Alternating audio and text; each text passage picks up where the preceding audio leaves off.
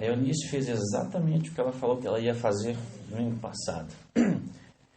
Ela viu que eu recebi o discurso, ela veio e falou: Marcelo, eu também vou dar discurso domingo que vem. Eu vou falar 5 minutos e vou dar o resto para você falar. Falar aqui na ala Centro Cívico é diferente de falar nos outros lugares. Essa aqui é a minha ala. Eu cresci aqui, minha família é daqui, né? E é diferente voltar a falar aqui. Durante essa semana, quando eu recebi a designação do bispo, veio o tema livre. O tema livre pode ser o tema mais fácil, como pode ser o tema mais difícil. E eu fiquei pensando sobre o que falar. Hoje é o Dia dos Pais, eu pensei que talvez a Eunice ia falar do Dia dos Pais, mas ela não falou nada do Dia dos Pais. E eu imaginei que talvez vocês gostariam de ouvir alguma das histórias da China. Faz uns 5 anos que eu estou morando na China. Fiquei pensando, quem que eu conheço que já foi para a China? A gente tem, por exemplo, familiares, parentes, né, morando em outros lugares do mundo, Estados Unidos, Canadá, é comum a gente ver isso, né? Mas na China, quem que vocês conhecem que mora na China? A gente pode fazer uma viagem, um turismo, eu tenho familiares que às vezes vai comprar alguma coisa lá, né? Mas morar na China, um país distante, um país com uma cultura completamente diferente, um país onde a igreja não pode, é controlada pelo governo, né? Não se pode pregar o evangelho. Como será viver na China? Eu tinha todas essas perguntas antes de ir para a China. Mas antes de começar o meu discurso, a Eunice falou outra coisa que eu gosto muito de falar. É verdade, eu gosto muito de falar. Eu, quando olho para trás e olho para a minha vida, eu sempre fui uma pessoa relativamente quieta, tímida, né? Mas sempre gostei de vir à igreja e ouvir bons discursos, principalmente quando a gente é tocado pelo Espírito. E nas minhas experiências de ouvir e dar discursos, eu percebi que sem o Espírito a gente não consegue dar uma boa aula, a gente não consegue dar um bom discurso. E eu tenho orado a semana inteira para que o Senhor pudesse então conceder uma porção do Espírito hoje. Principalmente aqui na minha ala, onde eu amo a maioria das pessoas, todos vocês, eu sinto saudade daqui. E o fato de estar lá e não poder frequentar uma ala como essa, digamos assim, me fez muita falta. É uma das provações. Não que eu estivesse lá sem participar da igreja. O Senhor foi muito bom comigo. A minha história da China começou em 2016, quando veio um líder fazer um serão sobre o Pathway. E o presidente Primon, na época, me chamou e convidou eu para ser um dos missionários para cuidar do Pathway. O outro missionário acabou tendo problema e eu fiquei sozinho com a designação. Era a primeira turma do Pathway no Brasil. E no serão, eu gostei tanto do programa que, além de ser o missionário do Pathway, eu decidi me matricular como aluno também. E eu acho que foi uma das maiores turmas que nós tivemos. A primeira turma foram 25 alunos. Ao completar o Pathway, um desejo começou a surgir na minha vida de que eu tinha alguma coisa para fazer. Eu estava passando uma época muito, mas muito difícil na minha vida. E eu então terminei o Pathway e fiz um dos cursos seguintes, né, que era o curso de TESOL, que era preparação para ensinar inglês. Já com a ideia de que o Pathway falava que a gente poderia aprender e abrir caminhos e possibilidades na nossa vida. E durante o TESOL eu comecei então a nutrir a ideia de ir para fora novamente. E eu comecei a falar de brincadeira, né? Vou na China, né? A gente existe alguns termos que a gente fala, nem aqui nem lá na China, que a China é o lugar mais distante daqui, né? Do outro lado do mundo, né? E a coisa foi começando a ficar séria até que surgiu uma oportunidade na China. E surgiu de uma maneira, digamos assim, miraculosa, né? E hoje eu estou 5 anos na China. E essa tem sido uma das experiências muito significantes na minha vida. E é sobre isso que eu vou falar um pouco hoje, para que vocês entendam. Bem, falando sobre outro aspecto de dar discurso, né, de falar, essa é uma das coisas que eu gosto de fazer, mas a gente às vezes fica um pouco nervoso, né? É normal isso. E ninguém é diferente. Quanto mais a gente faz um processo, quanto mais a gente faz, mais a gente se torna, a nossa confidência aumenta, né? E, por exemplo, eu nunca falei em conferência, apesar de ter dado os discursos, né? Muitos membros da minha família falaram, Roberto, minha mãe, o Glauco. E quando eu fui para a China, a China é um país muito homogêneo. Hoje eu olho aqui, né, existem brancos, pretos, mestiço, japonês. Na China todo mundo é chinês. Então, onde quer que eu vá, não tem como não chamar a atenção. Todo mundo olha para você, os que não têm tanto timidez vêm falar com você, vêm tentar arranhar um inglês, pede para tirar foto. Então, a gente acaba se sentindo meio que uma celebridade. Aí a gente volta para o Brasil, né? A gente volta a ser normal. Mas, o que eu quero dizer com isso? Então, vamos lá. Eu gostaria de começar o meu discurso com uma história contada por Elder Michael Leavitt, num discurso que ele deu em 2018. E o tema do discurso é a economia da bondade. Então ele conta 3 histórias, mas a história que eu vou contar é a história 3. Ele diz que a história sobre serviço. Quando eu era menino, de 14 anos, minha estaca local tinha uma fazenda na qual cultivava os milho que seria fornecido a famílias necessitadas. Esperava-se que trabalhássemos na fazenda como serviço. No final do verão, era hora de colher o milho. Relutantemente, atendi à insistência de um líder que me lembrou que eu havia assumido um compromisso, mas esqueci de dizer à minha mãe para onde estava indo. Chegando lá, fui cercado por outros voluntários que, como eu, cortavam, cozinhavam e enlatavam o milho. 8 horas se passaram voando. Quando cheguei em casa, descobri que minha mãe estava tentando freneticamente me encontrar. Expliquei onde estava e sua irritação esfriou. Então ela me perguntou: como você se sentiu sobre esta experiência? Como você se sentiu enquanto servia? Minha resposta a ela foi que, na verdade, para minha surpresa, eu tinha gostado. Estava orgulhoso das latas de milho que havíamos deixado empilhadas no depósito e de como elas seriam usadas. Então, em uma única frase, minha mãe me ensinou um sermão de que jamais esqueci. Ela disse: Mike, obtemos nossa autoestima daqueles a quem servimos. Eu descobri que isso era a verdade. E que, como minha mãe sugeriu, o serviço é a fonte de nossa autoestima, é também a fonte de satisfação e uma fonte de cura. Eu coloquei aqui a ênfase em 2 partes, né? Primeiro é que a nossa autoestima vem daqueles a quem servimos e que é também uma fonte de cura. Quando eu fui para a China, já faziam 4 anos que eu havia sofrido um divórcio. Digo sofrido um divórcio porque não fui eu que decidi o divórcio. E desde que eu vim aqui para Londrina, né, fazem 4 anos que eu não venho para cá, eu tive a oportunidade de conversar com a minha mãe, a oportunidade de conversar com o Glauco, com meus filhos, com o Roberto. Inclusive, semana passada, o Roberto está viajando muito pela Ucrânia, né, ele foi para Curitiba e eu aproveitei, né, fui com ele para poder passar no templo. Afinal das contas, na China ainda não temos um templo, né, o presidente Nelson já anunciou o templo de Xangai. Vai ser um templo único e diferente, porque quase não existe membros na igreja, né? Talvez seria uma espécie de ícone, né? Um começo, né?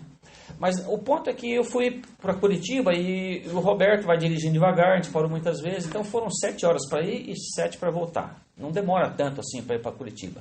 Mas o que eu quero dizer é que foram 7 horas de conversa, né? Com o Roberto, e assim como outros membros da família, né? Que eu tive a oportunidade de sentar junto e conversar sobre várias coisas. E uma das coisas que o Roberto me falou foi isso: Marcelo, você não tem jeito, a gente conversa com você e você acaba falando do seu divórcio. E muitos de vocês que lembram antes de eu ir para a China, era mais ou menos por isso mesmo. Eu recebia um discurso sobre palavra de sabedoria, dava uma volta e acabava tocando no assunto, né? Então o Roberto disse: alguns pontos podem pensar, lá vem o Marcelo de novo falar sobre divórcio. Na verdade, foi exatamente o que o Roberto me falou na semana passada, quando fomos para Curitiba. Existia uma carga muito, muito pesada sobre mim. Lidar com isso. A minha vida hoje é completamente diferente por causa do divórcio. Eu não estaria na China. Eu teria visto meus filhos crescerem. Tudo é diferente. Deixa eu dar um outro exemplo e fazer uma analogia com vocês. Imagine que, por exemplo, se Abraão se Noé, se Moisés fizessem parte da nossa ala e o bispo desse uma designação, vamos dar um discurso para vocês semana que vem. Vocês não acham que Abraão ia vir para cá e não ia falar nem um pouquinho da experiência que ele teve que sacrificar Isaac? Foi tão importante que está nas Escrituras. Né? E a gente aprende tanto, a gente estuda isso, a gente aprende com a experiência dele. Vocês acham que Moisés não viria para cá e não falaria nem um pouquinho da missão que o Senhor tinha dado para ele, de tirar os filhos do Egito, de dividir o Mar Vermelho, receber os 10 mandamentos? Será que Noé não tocaria no assunto do dilúvio? Então, eu não vejo problema nenhum eu falar do divórcio à medida que eu possa trazer algum ensinamento, trazer um testemunho e dizer como o Senhor me curou. A história que eu contei no começo fala sobre autoestima e cura. Isso, na verdade, foi exatamente a minha experiência na China. Eu olho para trás, hoje eu posso falar sobre o divórcio, mas a minha carga está mais leve. O Senhor fez um milagre comigo. A minha cura começou quando o presidente Primão me chamou para ser um missionário do Petra, que me levou então a essa jornada de um dia ir para a China. Eu vou falar um pouquinho mais sobre como foi e como essa experiência, digamos assim, mudou a minha vida e me curou desse problema, né? Olhando para trás, reconheço que o que o Roberto estava falando era verdade. Alguns que já fizeram terapia podem ou devem saber que após certas dificuldades ou traumas, passamos por certas fases de recuperação. Eu claramente passei por algumas delas, como por exemplo depressão, raiva, desejo que tudo desse errado para Juliana. Passei por todas essas coisas. Muitas vezes, quando nós estamos no meio de uma situação como essa, é difícil enxergar a mão de Deus. É difícil enxergar que o Senhor esqueceu de mim, né? Eu fiz a minha parte, ela não fez, e devia dar certo, devia dar errado, e a gente, muitas vezes, nessa situação, acabamos largando a barra de ferro. Existem membros da minha família que hoje não estão na igreja após terem sofrido um divórcio. Eu orei muito para que isso não acontecesse comigo. Talvez seja difícil para mim não falar do assunto, porque quase tudo na minha vida, como disse, é diferente por causa disso. Eu não estaria na China, já falei essa parte. Até mesmo o Elder Uchtdorf, né, quando foi chamado para ser apóstolo por vários anos, sempre fazia uma analogia sobre aviação, né? Ou seja, falando da vida dele e das coisas que nós podíamos aprender, né? Em vários discursos da sua conferência geral. Então não é nem justo pensar que eu não tocaria no assunto, mas eu quero tocar no assunto e trazer o que eu aprendi com isso e que o Senhor fez um milagre na minha vida. Eu estou muito melhor. Se vocês não conseguem perceber isso, eu olhando para trás hoje consigo perceber muito disso. A carga emocional que eu levei para a China foi muito pesada e eu não a carrego mais. Da minha bênção patriarcal, gostaria de ler um trechinho para vocês. Diz assim: conheceste a igreja restaurada de Jesus Cristo e entraste nas águas do batismo, tornando-te um cristão, e no decorrer de tua vida deverás pôr em prova tua missão, pondo em prática o que Deus, nosso Pai, te dotou, isto é, de inteligência, dons e talentos. Apesar de que eu estava muito feliz com a perspectiva de ir para a China, estava indo para um lugar onde não conhecia ninguém, não falava a língua, e para dizer a verdade, hoje ainda não falo, depois de 5 anos, e até mesmo para um país onde quase não há cristãos. As palavras pôr em prova a tua missão fazem muito sentido para mim. Eu sempre, depois que voltei da missão, eu sempre falo que eu nunca sonhei, mas eu sempre tive um sentimento de que, como se eu não tivesse feito, não como se eu não tivesse feito a missão, que eu deveria fazer a missão de novo. Às vezes eu acordava até com aquele sentimento, ou às vezes um sonho que eu estava indo para a missão de novo. Né? Então, para alguém que quase não sonha, que já tinha feito missão, esse tipo de sentimento não faz muito sentido. As palavras pôr em prova a tua missão fazem muito sentido hoje para mim. Por muitos anos sempre tive essa impressão, né, de que eu deveria fazer uma segunda missão. Uma missão, o que vem à minha mente é aquela missão de missionário, porque que outra missão nós poderíamos fazer, digamos assim, né? O Senhor fala outras 3 coisas: inteligência, dons e talentos, que o Pai Celestial me dotou, que fazem referência na minha bênção patriarcal. Elas têm sido usadas no máximo na China. Como professor, Eu vou contar um pouquinho das minhas experiências na China e vocês vão entender o porquê. Mas, mais do que isso, essa oportunidade tem sido uma excelente chance de multiplicar também os meus talentos. Seguindo um pouquinho na minha bênção patriarcal, diz assim: meu querido irmão, todos nós temos obrigações e deveres a cumprir nesta vida terrena, e aquelas que pesam em teus ombros deverão ser cumpridas no decorrer do tempo. Eu ainda esperava por muito tempo saber como é que podia encaixar a gente recebe a bênção patriarcal e às vezes demora muitos anos, né, para a gente entender, às vezes é só olhando para trás que a gente consegue reconhecer algumas coisas. Eu sempre imaginei que era muito difícil fazer missão no começo da igreja, né? A missão às vezes era mais do que 2 anos.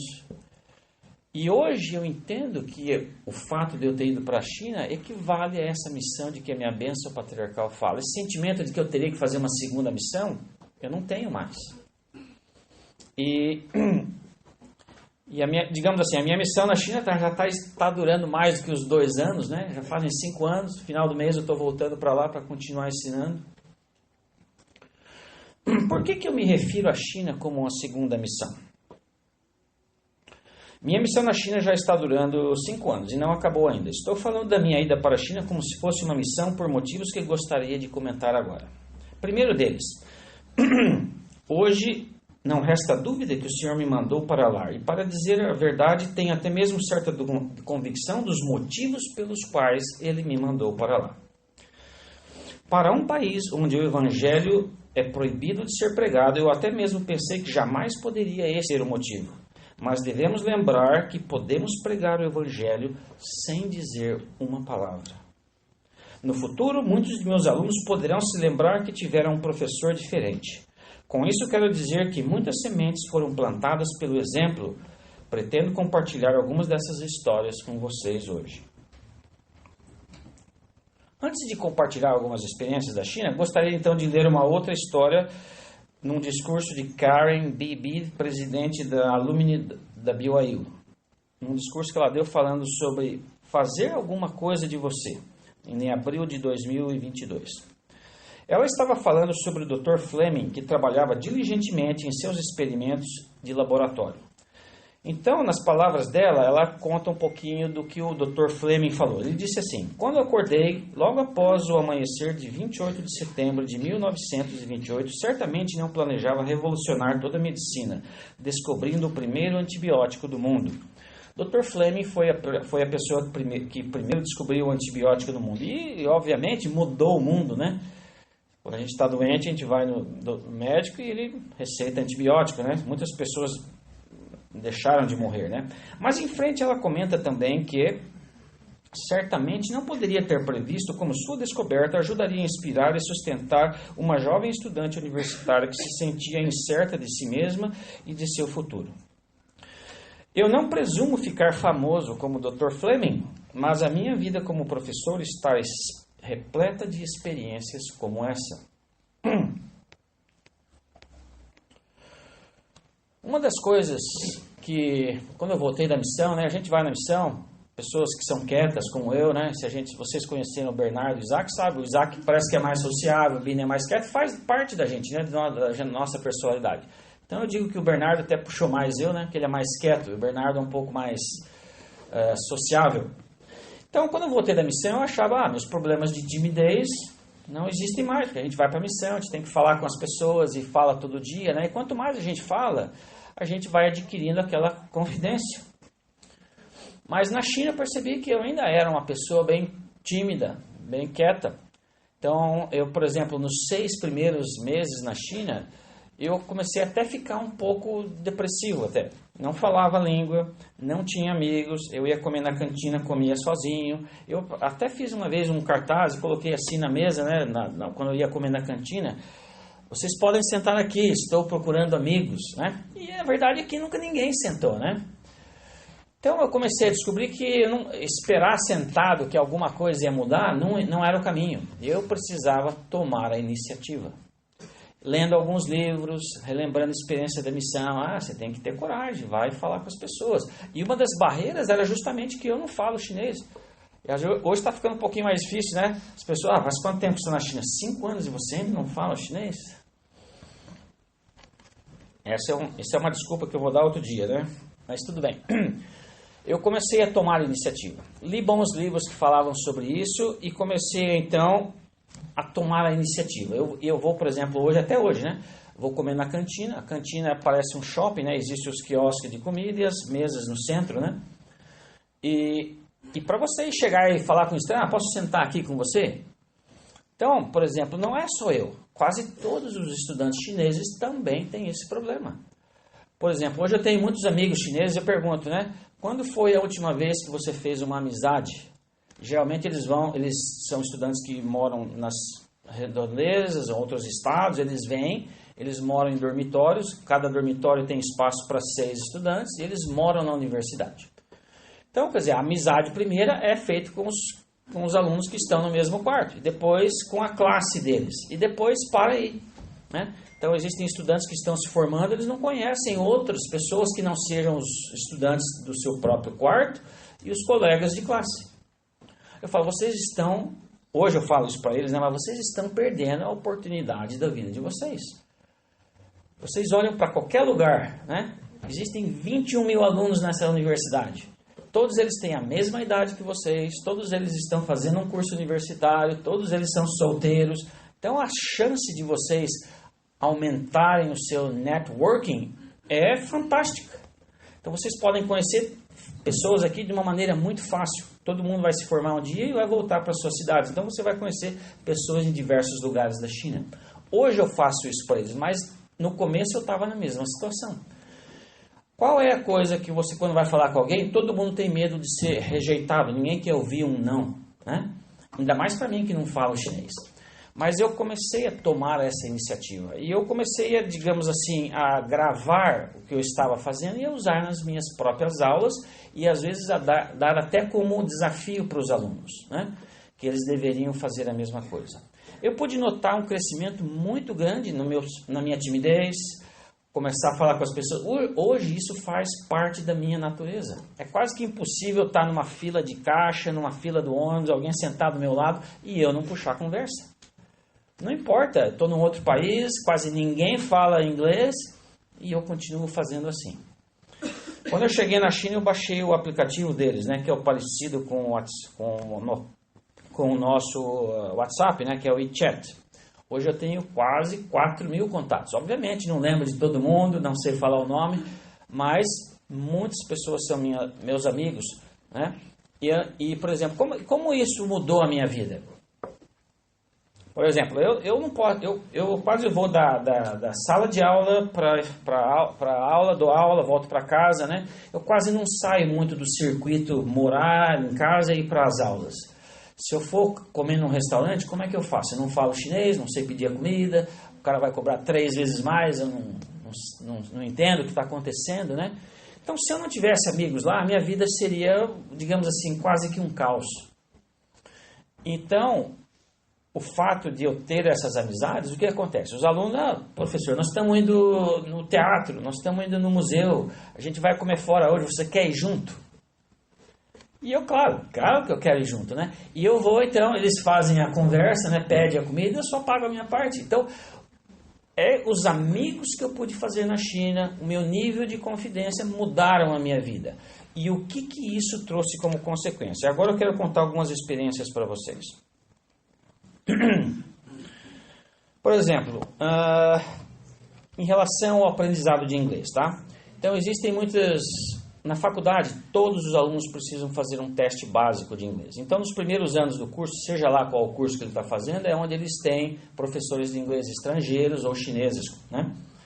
E eles, por exemplo, existe uma atividade muito famosa nas atividades chinesas, que é a competição, né? Então, por exemplo, os melhores alunos ou quem quer participar se inscreve, é designado um tema.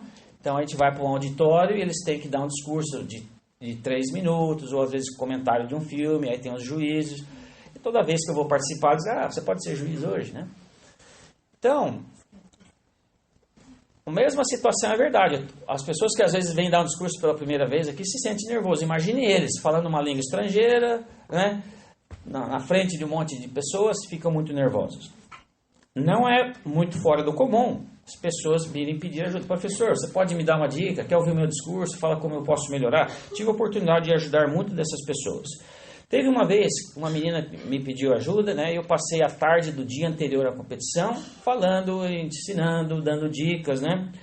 E no dia ela deu branco, né? Acho que vocês já viram isso acontecer algumas vezes. E ela saiu chorando do palco, saiu da atividade, correu para o dormitório e se trancou lá. Como professor e alguém que já tinha ajudado no dia anterior, fui, mandei algumas mensagens, conversei com ela e falei, isso é assim mesmo. Como você acha que eu comecei a minha carreira como professor? Você acha que no primeiro dia de aula eu dava aula como os alunos me veem dar aula hoje? O que eu quero dizer para vocês é que, às vezes, apenas uma palavra amiga, apenas uma demonstração de interesse pode fazer uma grande diferença. Eu não sei quantas vezes eu já ouvi aqui na igreja falando que todos nós temos talentos, né? E que às vezes a gente não precisa de dispor de dinheiro, às vezes é a demonstração de amizade, às vezes é a demonstração de que você se importa. Eu vi isso muitas vezes fazer a diferença. Outra experiência. Eu morava nessa época na cidade de Huzhou. E no meu prédio, obviamente, outros professores estrangeiros. E tinha um professor do Japão que estava ensinando japonês e ele veio com a família, diferente de mim que estava sozinho. Então a filha veio junto, a filha tinha a idade de high school e ela estava fazendo high school na China. Um país para ela também estranho, né? Porque ela era do Japão. Naquele dia ela estava sentada na cantina. Existe uma outra coisa que eu deveria explicar aqui para vocês entenderem a história, né? Então, por exemplo, é muito comum quando eu cheguei na China, todo mundo parece igual, né? Todo mundo é chinês, às vezes eu falo com uma pessoa, eu não consigo mais nem reconhecer, né? E eu percebi que depois alguém falou para mim que é a mesma coisa, né? Às vezes os chineses acham que os estrangeiros são todos iguais também. Bom, mas na verdade é que às vezes eu imagino que uma pessoa que tem idade de high school é mais velha, ou uma pessoa que é mais velha tem menos idade, eu faço muito desse tipo de confusão lá. E foi o que aconteceu, ela estava comendo na cantina, eu achei que ela era uma estudante universitária. E eu vou confessar para vocês, achei ela uma menina muito bonita. Eu fui lá conversar com ela, né? Já estava fazendo esse tipo de coisa de comer na cantina, né? E cheguei lá, ao conversar com ela, né? Eu percebi que ela estava muito, digamos assim, deprimida, triste, né? E eu pude, então, por 20 minutos conversar com ela. Depois ela me mandou a seguinte mensagem. Muito legal te conhecer e obrigado por seu comentário a meu respeito. Na verdade, eu estava achando que ninguém poderia gostar de mim, exceto minha família. O que você me disse hoje me surpreendeu e até mesmo me fez chorar de alegria. Me senti muito grata por ter te conhecido. Como eu disse, apenas demonstrar que você se importa pode fazer uma grande diferença na vida das pessoas. Uma outra mensagem de um aluno meu. Realmente te acho uma pessoa muito especial. Já tenho visto muitos outros professores estrangeiros, mas nenhum como você. Eles são apenas mais um professor. Eles não conversam com os alunos como você faz. Eles nunca fazem postagem aqui no WeChat e isso faz nos sentir distantes. Nossa classe não é muito ativa, mas secretamente achamos você uma boa pessoa.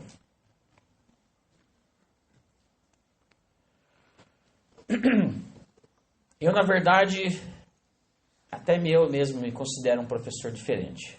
Existe a atividade de English Corner. Eu sou o único professor estrangeiro que vai na atividade de English Corner. Eu sou o único professor que entra nas atividades de formatura sem ser convidado. Eu sou o único professor que tem um grupo conversando, chega lá do nada, vocês, começa a puxar papo, né? E eles sentem que você é aberto, que você é amigável, e por causa disso, outro tipo de experiência começou a acontecer muito na minha vida. Os alunos têm me procurado para falar de problemas que não têm nada a ver com a faculdade. Problemas familiares, problemas de casa, e vêm pedir a meu conselho. Eu tenho sido praticamente um terapeuta lá. Já gastei quase todo o meu tempo. Tenho muitas histórias como essa. Hoje eu olho para trás e vejo que o Pai Celestial me colocou numa posição onde eu posso influenciar mais pessoas do que qualquer outra oportunidade que eu tive na minha vida. Semestre passado tinha 18 turmas, em média 50 alunos cada uma. Só aí já dá mais de 500 alunos.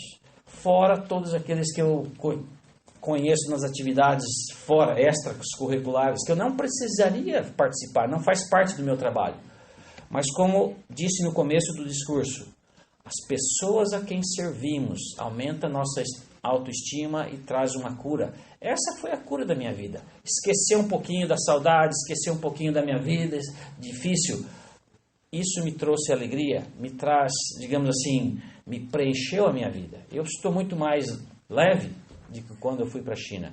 E eu fui para um país onde eu ainda não falo a língua, onde ainda não se pode pregar o evangelho e muitas outras coisas. Eu podia falar mais coisas, eu preparei aqui, mas o tempo voou, né? Eu gostaria de prestar o meu testemunho de que esta é a igreja verdadeira. Sou muito grato pela experiência e a oportunidade que o Pai Celestial me deu de estar vivendo essa experiência maravilhosa. Obviamente, eu continuo sentindo falta da minha família, tenho saudade dos meus filhos, né? Mas eu estou feliz com a oportunidade, eu enxergo hoje o propósito pelo qual essas coisas aconteceram.